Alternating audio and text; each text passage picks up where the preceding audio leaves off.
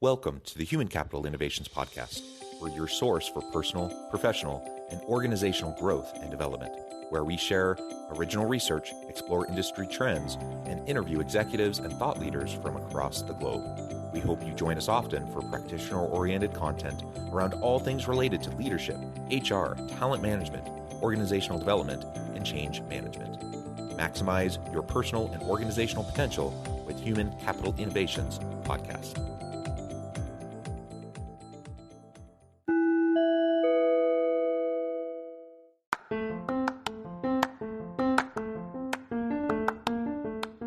If you enjoy the Human Capital Innovations Podcast, enjoy ad-free listening by going to the Patreon page, and please consider contributing even at the producer or sponsorship level.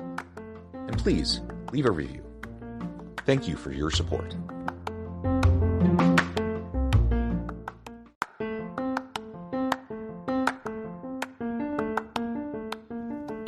Welcome to the Human Capital Innovations Podcast. In this HCI Podcast episode, I talk with Vasili Triant about how ongoing talent shortages are contributing to major customer service problems in organizations.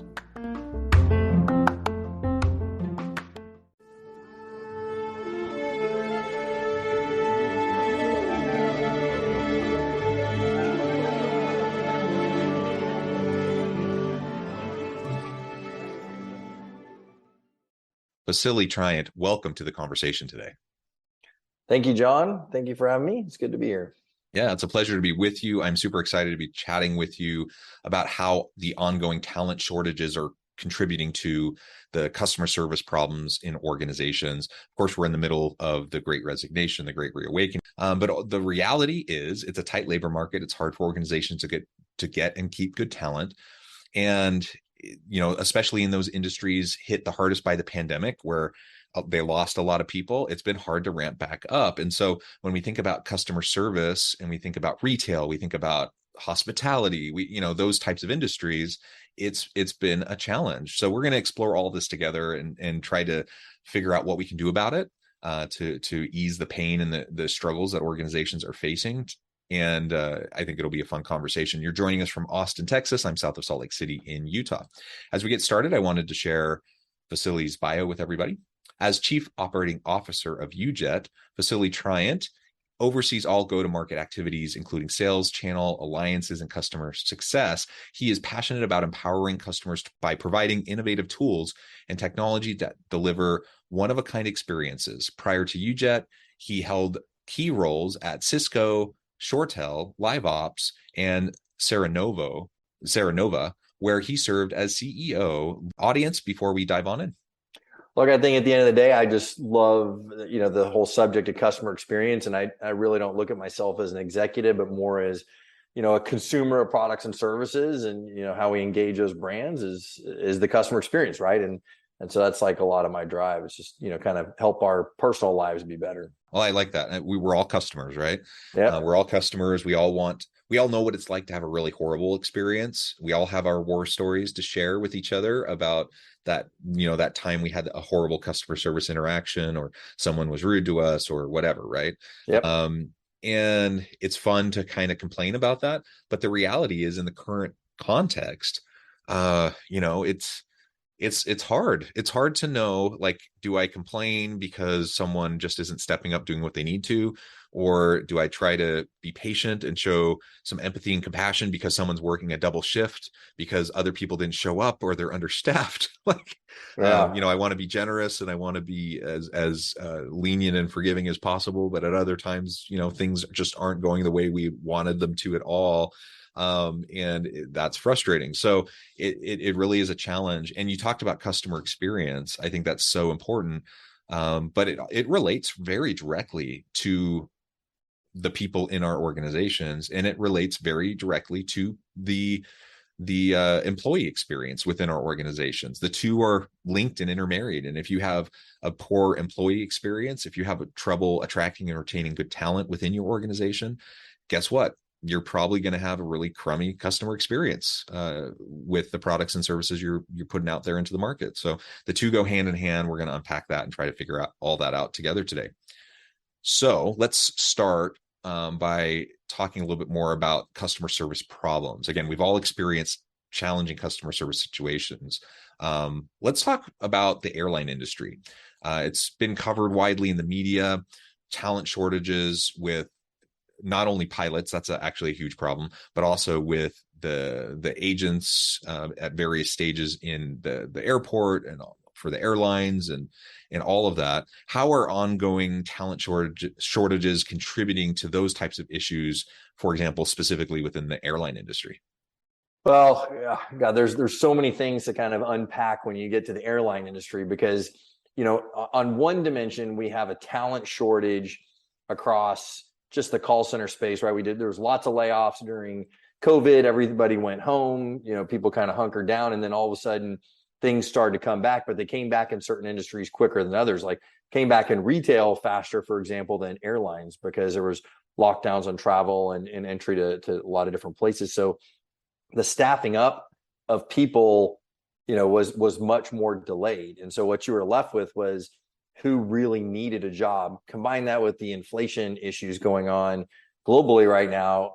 Customer service, employees don't get paid a lot of money, right? So you're now warring for talent against a lot of other jobs where you could stay home, right? I mean, you could do apartment finding and get paid, more money than being a customer service job, which now people want you to go back into the office, or you have to have a lot more requirements for things at your home. Now you bring in the other dimension, which is, as a business, though, like the flights themselves are having problems getting staffed. So you're canceling flights, you're rescheduling flights, you're delaying flights, and all of that comes to the customer service people. So you have, on average, right, a typically lower wage than, other professional jobs, typically high turnover, even in a good economy. Now it's exacerbated by you have less employees and an influx of demand to talk to people, right? And you're not talking to happy people. It's not like people call up and say, thank you so much for making my flight on time, right? It's calling up and they're ticked that they went to the airport and their flights are canceled. Or I've heard things like, reschedule multiple times and people are waiting at the airport 5 to 8 hours. And so you're not dealing with fun things. And so what happens? Hey, I'm getting paid $18, $15, $16 an hour. I'm done. I can go flip burgers for $20 an hour right now. Like, why do it? I can go to an Amazon warehouse for $22 an hour. So there's a lot of dimension there. And so the problem with talent is a combination of, especially in the airline space, all those factors. Oh, and by the way, let me layer one more thing on top of it. Now you're sitting there, you're answering those unhappy customers, and you have all these kind of archaic systems that you're trying to pull together to figure out, like, what's the problem, right? Like, let me get to this screen, let me get to that screen. So you throw up your hands, right? And you kind of move on. So that's the factors affecting the space. Yeah, and you've already alluded to some of those factors, about why customer service role retention and turnover is such a challenge, say, in comparison to other types of roles. But maybe we can unpack that even a little bit more. Why is turnover in customer service roles just so much higher? Like you said, even pre-pandemic, it was a challenge for certain types of roles. In a previous life, I've had many of those types of roles in different jobs that I had when I was younger. They were not always the funnest jobs, so that's part of it. The pay is part of it. What do you think is going on there in customer service that makes it even harder right now? As we're coming out of the pandemic and trying to ramp things back up, but also experiencing high inflation, economic downturn, all that kind of stuff. Yeah. So, I mean, one, traditionally the positions have not been looked at as highly skilled positions, right? So you're bringing in people to answer calls. It's seen as a cost center rather than a driver of lifetime value in a business. So the value placed on the people there and training and kind of career progression is just not as high. And you're typically talking to 50 to 100% employee turnover on an annual basis pre-pandemic, right? So it's a monotonous position that you're not getting a lot of great tools. You're not getting tons of training minus here's how you use your systems. And you're on the front line. You're I mean, if you want to like kind of liken it to a battlefield, you're literally the front line battlefield resources dealing with the first shot. Again, like I mentioned before, when someone's frustrated is when they call the customer service department, not when they're happy, right? When they're happy, they might post to Facebook, love, XYZ airline. When they're frustrated, they're calling and they're kind of lighting up. Now they may be frustrated at the company, but you're the person taking that front and you're responsible for, making the person happy. And even when you finish that interaction, think about this other part of it.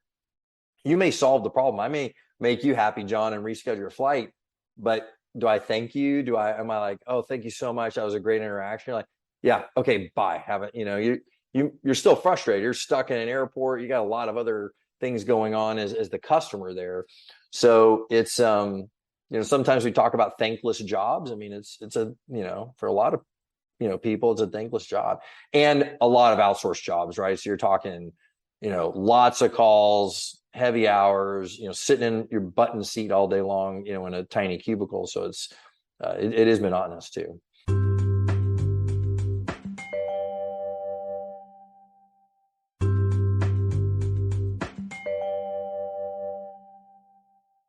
So what can we do about it? I mean, all of those things are kind of stacking the deck against customer service jobs and making it really hard to attract and retain some good people so we can solve the problems of our customers, right? And that's what everyone wants. We want innovative products and services, but we want to deliver them in a really positive way, have a good customer experience so we can foster brand loyalty and customer loyalty and commitment. How do we go about doing that? How can brands tackle that turnover to improve, their customer service departments, and how can perhaps technology be better utilized to help get us there?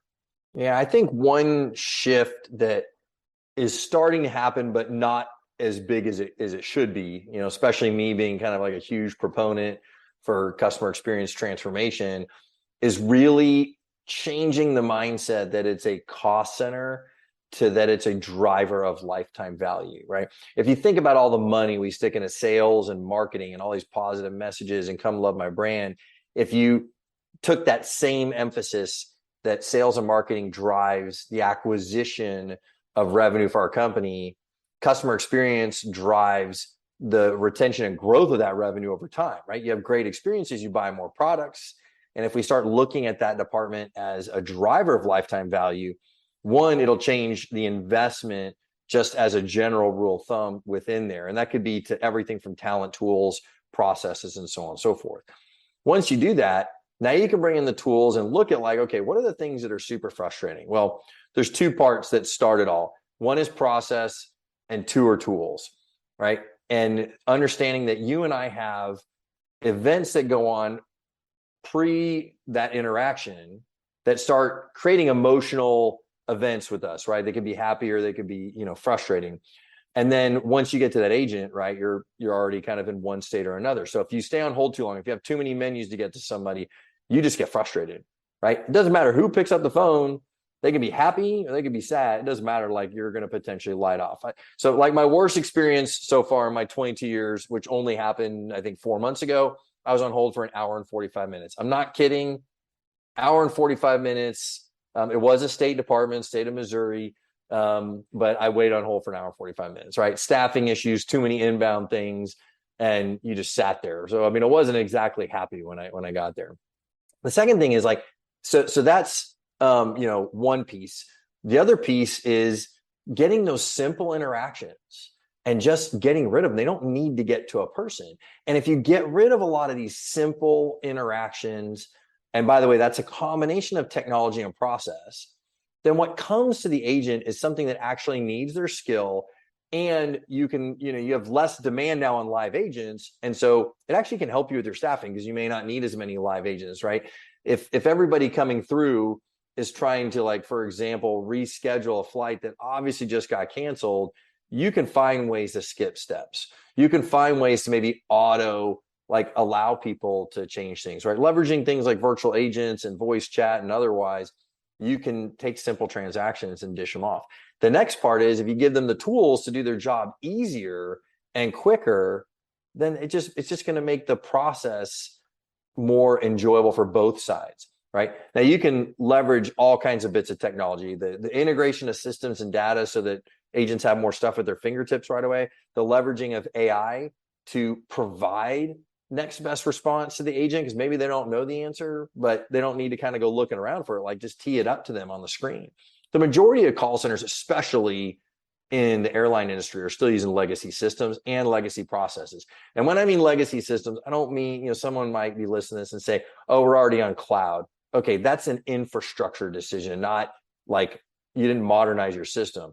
Are you leveraging, AI? Are you leveraging modern processes and automation to engage your customers? Like, do you know that Vasili is in the Atlanta airport and was supposed to go on that flight when he called in, and you got the person that is like, you automatically dedicated a group to that, situation, because of a weather pattern or something like that?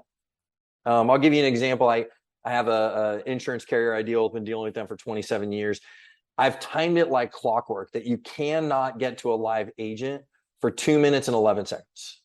2 minutes and 11 seconds every single time. Doesn't matter what I'm calling in for, homeowner, car, auto, life insurance, doesn't matter. It's 2 minutes, 11 seconds because of the amount of IVR queues and pre-information that they tee up. By the way, one of them is, what's your member number, right? And then, we've authenticated with your phone number. You know what the first thing they do every time they pick up the phone?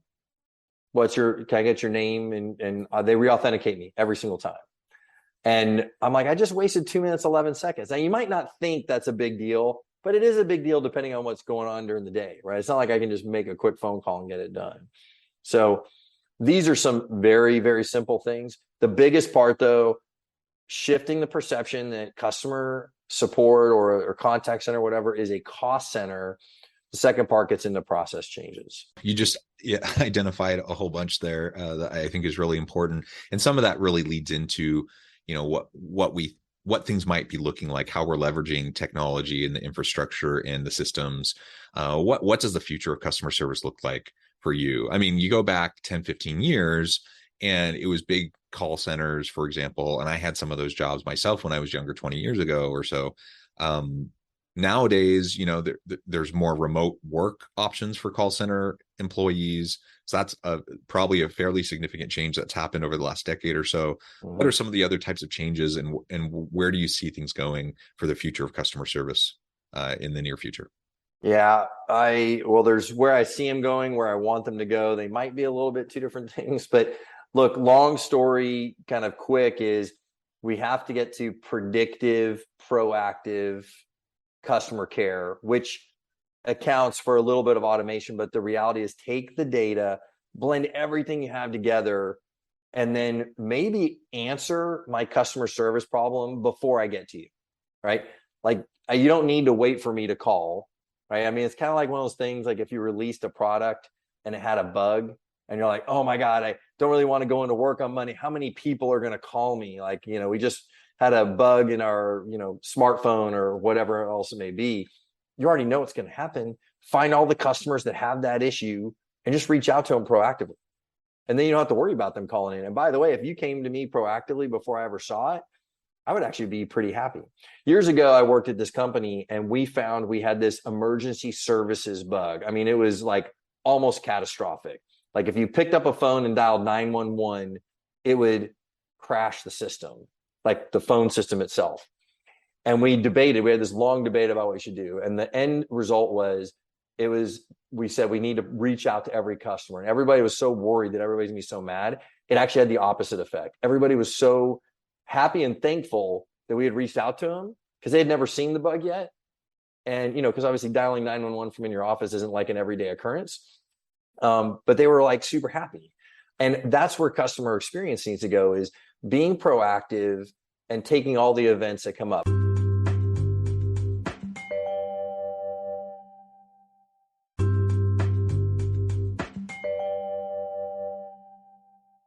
And I'll use an example, right? Like I fly to Chicago a lot. And in Chicago, if a storm's coming in and there's lightning, 100% of the time, regional airlines are getting grounded. It's just going to happen. There's going to be delays and groundings. Then it's the mid-sized jets. Typically, the internationals will allow to be still land, at the time. But depending how much the lightning is, right? If you see a weather pattern coming in, it's pretty predictable. One, you could staff up your call center. Two, you could automatically be looking at everybody flying in and out of there and determining rerouting options and proactively reaching out to every single customer, regardless of status, by the way. It doesn't matter if you're Global Services or 1K or Premier Platinum or whatever, Diamond member, whatever airline you fly, like you could literally get predictive about it. Or like hurricanes coming in, there are a couple insurance companies that have started doing some of this, right? Hurricane or snowstorm or whatever it may be is coming into an area. Like know all your customers in the area who have a policy with you, and proactively be thinking about coverage. What other, I'm going to need adjusters. I'm going to need people on the phone to answer those calls. And you could literally like shift things, train people up on what the area looks like. What's the type of demographic of people? How do we want to talk to them? Do we want to SMS, chat, WhatsApp, whatever the things might be. So that's where things will get to. I would love to get them sooner because the technology exists today. We're all expecting it, right? We do expect it as humans, but we're just not getting it because there's not many brands that like really tee that up to you. So until one company gets there within a given vertical, let's talk about the airline industry, which traditionally is pretty poor customer service. One person does it and leads a charge, everybody else will go, right? So, well, and maybe that's the answer, but enacting change in the customer service department is really difficult. Why is it so hard? And maybe it just takes that first one to step out, and then it changes the expectation for everyone, and everyone else has to follow along. I guess, how do we get there? Yeah, look, it's about risk aversion, right? And so when you get into spaces where the people leading customer experience have been in it for a long time, they're risk adverse. If I make a change, if you think about this for a moment, if you make a change to your contact center, your customer service department, and it doesn't go well, like you're going to be getting bullets and missiles fired at you like left and right. So there's not, if you mess up, there's a lot of pain. And if you get it right, like you and maybe a few people congratulate yourselves, and it'll, kind of be a tidal wave down the road of positive feedback, and people might consider you a thought leader and things like that. But the risk adverseness in most industries is really high, right? Financial, travel, healthcare. Like very, very risk adverse. So it's a combination of, usually what changes it is new companies enter that fray. They don't have to be risk adverse. There's nothing to lose, right? They're trying to make a change, right? And that's what you've seen change in on-demand technology and retail, is the new brands come in and they enact that change. So it's one of two things: either someone new comes in and drives it, or there's all of a sudden a thought leader that comes up that is willing to take the risk and not punished for some of the speed bumps you might hit along the way, right? Yeah, and that's hard. You're right. And people are resistant to change anyways. And when we're talking about new technology integrations and all of those things, it just adds to the complexity of all of this, and why people may not be willing to really dive on in. And there's also just the component of businesses being willing to invest in this. And it kind of boggles my mind a little bit. So for example, when we talk about employee experience, like, I'm an HR guy. Like it makes perfect sense to me. Treat your people well, treat them with dignity and respect, pay them fairly, give them a job with meaning and purpose, design good jobs. All of that makes perfect sense. You have better employee experience. It drives a lot of positive outcomes for organizations, but that takes investment into the people management processes of the organization. The same thing applies in terms of customer service. And if you want a good customer experience, you have to invest into that, creating that customer experience, which means you have to have good customer service people and systems in place, which means you have to invest in it. And yet we don't see that investment all the time. And it kind of blows my mind, because they're the front lines interfacing with the people buying your product or service. And if your customers don't have the good experience, they're going to go somewhere else. So why do you think organizations still just aren't seeming to value customer service for business as much as they really, like, we think they should? And what do we do about that? Yeah, look, on this part, I'm going to give my opinion. I can't say it's fact because I'm not in a company running the customer service department, right? And my executive telling me one way or another. But everything goes with ebbs and flows depending on kind of the economic cycle. If you think about it right now, if we take the airline industry, no one's struggling for revenue, right? Flights are booked up. A normal flight right now that would normally cost me about $500 is literally, I looked at the other day, is $3,000. Like there's so much demand for travel. So like, do you really need to change? Candidly, like, it's not like you're really trying to attract new customers. I just need to keep the ones I have. Now, when we get to periods of down cycle, right? When things are like, all of a sudden the economy's not as rich, or employees aren't just jumping for jobs, right? then you kind of spend more time saying, I need to retain these customers. I need to grow because the demand is not as high. I hate to see it that it takes us to get to that point that customer experience becomes great. But I will say, anytime there's a down cycle in the economy is when actually customer service improves. When there's an up cycle, everything goes to like push people off, deflection, automation. Like, I mean, if you think about the early 2000s when we had the big boom, everybody went to like wanting to push people away from any live interaction. Customer experience started to tank. The global financial crisis hit. Things just went into the tank. Everybody's like, we need customers. How do we get customers? Create amazing experiences, right? Things like Zappos and Uber and Lyft and all these other things kind of came about. Now we're in this economic boom cycle, and guess what? Things are like falling apart again. Well, it doesn't matter what industry you're in, construction, real estate. Like, I mean, it's like I'm too busy like to handle any of the work. So it's either a new company's going to come about and really pave the way, or a thought leader within a space. Or candidly, there'll be another economic cycle where people will turn and value that customer experience. Yeah. And let's not wait to be compelled to do this, I think is the message that, I want to share. Let's be proactive about it. Let's lead out in the space and not be afraid of positive changes that are going to, that can really impact our organization, but also our customer base, and help us to grow our reputation, help us to grow, our brand and have more loyal and committed customers for the long term. Yeah, absolutely. Well, I think one of the big things, John, one more point I was just going to make is in any of these situations is for us to separate ourselves from our professional life and just think about ourselves as an end user. Like, how would I want to be treated? If I called into my own company or something and they didn't know who I was. If you do that, everything's really simplified, right? Too many times we just get stuck in kind of marketing messages and in our professional, we overcomplicate things sometimes. And it's pretty simple, right? It's how do you want to be treated? Treat people with dignity and respect. Treat everyone kindly. It's not too complicated. Yeah. But it's hard because it's hard work, and it's often undervalued work, and it's often underappreciated work. And so as organizational leaders, let's put more attentiveness, more strategic attention to it, and treat our people better in the customer service roles. Let's invest in them and help our organization to thrive. This has been a really great conversation. I appreciate you sharing all of your insights with me and my audience. Anything you would like to close with, and then let us know how the audience can get in touch with you and find out more about your work, and then we'll wrap up.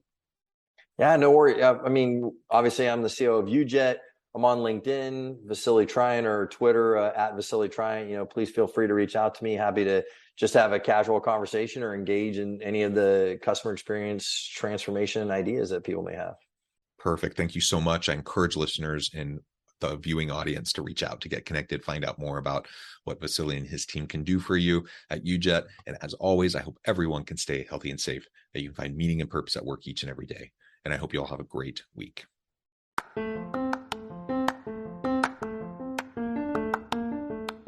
Do you enjoy the Human Capital Innovations podcast?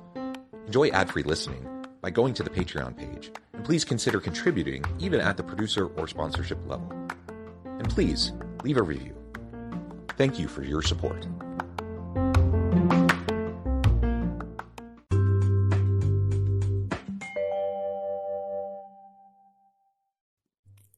Thanks again for joining us for this episode of the Human Capital Innovations Podcast. I hope you stay healthy and safe, and that you have a great week.